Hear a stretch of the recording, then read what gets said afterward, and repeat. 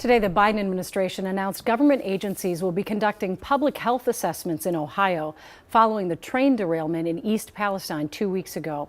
Early reports from the NTSB show an axle malfunction caused that derailment.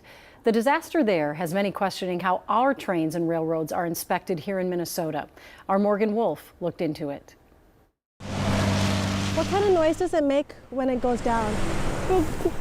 Ding, ding, ding, ding, right? It dings, right? Little locomotive-obsessed Min and his mom Train aficionado, yes, you could call him that, right? love visiting different train depots. That means that a train is about to come.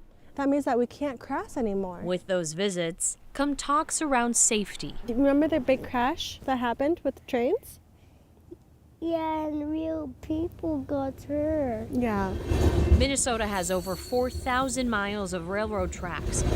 In 2021, 144 accidents happened on them, according to the Federal Railroad Administration. One of the largest derailments in state history happened almost 7 years ago. It was when an oil tanker collided with a train in Callaway. A large explosion and fire happened later in the evening when propane leaked out of that truck. Those professional drivers, they actually represent, in the last 10 years, 40 or more % of the collisions with trains. Cheryl Cummings works for Minnesota Operation Lifesaver. She says there can never be enough education around train safety. We really have realized we have to focus on the people.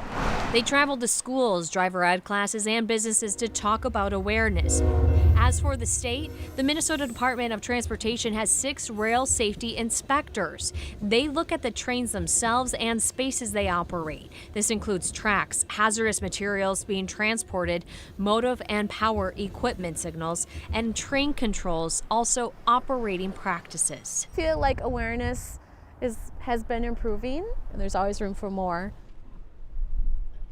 I spoke to some state legislators that told me that there are a lot of discussions around railroad safety happening right now. In fact, a bipartisan bill has passed the House and the Senate that would require 2 people in the leading locomotive engine of a train. I was told that it's an unwritten rule, but it's not a federal regulation. Also, the governor, I'm told, is looking into ways to get more state inspectors to evaluate those trains and regulations. It's important to point out, though, trains are owned by private companies, which can lead to a lot of that push and pull about federal regulation. All right. Thanks, Morgan.